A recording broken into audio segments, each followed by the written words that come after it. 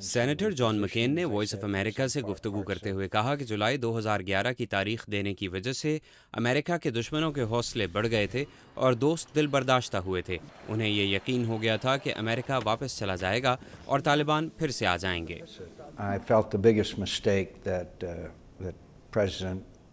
میرا خیال ہے کہ صدر اوباما نے جو سب سے بڑی غلطی کی ہے وہ یہ کہ انہوں نے زمینی حقائق کو جانچے بغیر واپسی کی تاریخ کا اعلان کیا.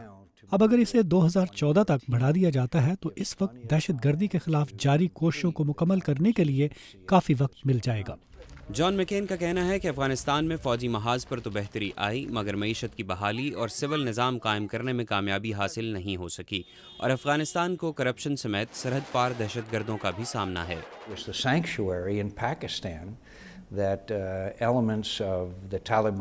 پاکستان میں طالبان، القاعدہ اور حقانی نیٹ ورک کو محفوظ پناہ گاہیں حاصل ہیں.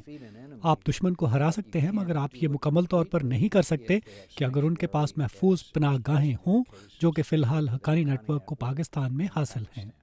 سینیٹر جان مکین نے کہا کہ امریکہ اور پاکستان کا فائدہ ایک مستحکم افغانستان میں ہے.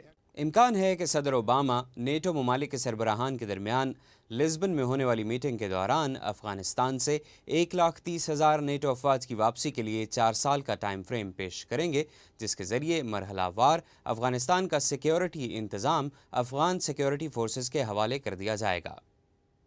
محمد عاطف، اردو VOA، واشنگٹن.